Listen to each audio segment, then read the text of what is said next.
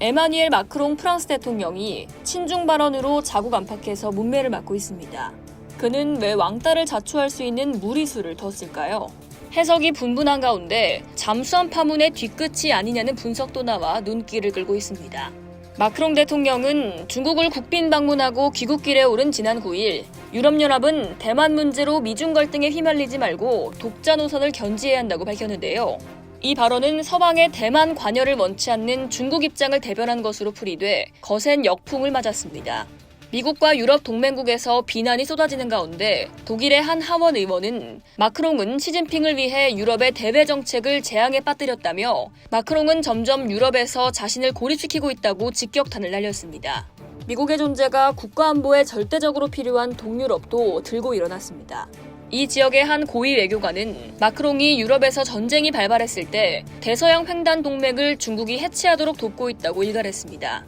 파장이 커지자 프랑스 정부와 의회에 이어 마크롱도 직접 진화에 나섰습니다. 12일 네덜란드 방문 중 기자회견을 갖고 대만에 대한 프랑스 입장은 변함이 없다며 프랑스는 대만의 현상 유지를 바란다고 말했습니다. 하지만 유럽의 자주성을 위해 미국과 거리를 둬야 한다는 기존 입장은 거듭 강조했습니다. 마크롱은 대만에 관한 발언이 미국과 거리두기로 비칠 수 있다는 유럽 내 비판의 목소리에 동맹이 곧 속국은 아니다라는 강도 높은 말로 맞섰습니다. 시진핑 손에 놀아났다는 극단적인 지적까지 받는 마크롱의 앞선 발언은 과연 어떤 배경에서 나왔을까요? 프랑스는 아직도 연금 개혁 후폭풍에 휩싸여 있는데요. 마크롱이 이로 인한 국내 비난 여론을 돌리기 위해 외교 문제를 이슈한 것이라는 분석이 있습니다. 또 중국으로부터 경제적 이익을 취하면서 동시에 미국을 상대로 프랑스의 존재감을 부각시키는 포석으로도 풀이됩니다. 여기에 또 하나 구체적인 해석이 바로 미국이 관련된 잠수함 사태의 앙금 때문에 미국에 보복 타격을 가한 게 아니냐는 겁니다.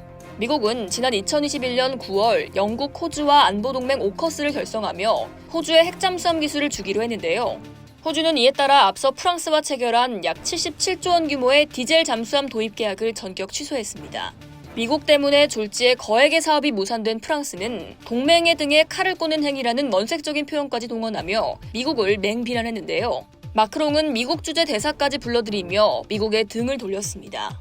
호주가 프랑스에 약 7천억 원의 위약금을 물며 사태는 일단 진정됐지만 77조 원 사업을 눈앞에서 날려버린 마크롱에게 뒤끝이 남아있지 않을 수 없었겠죠.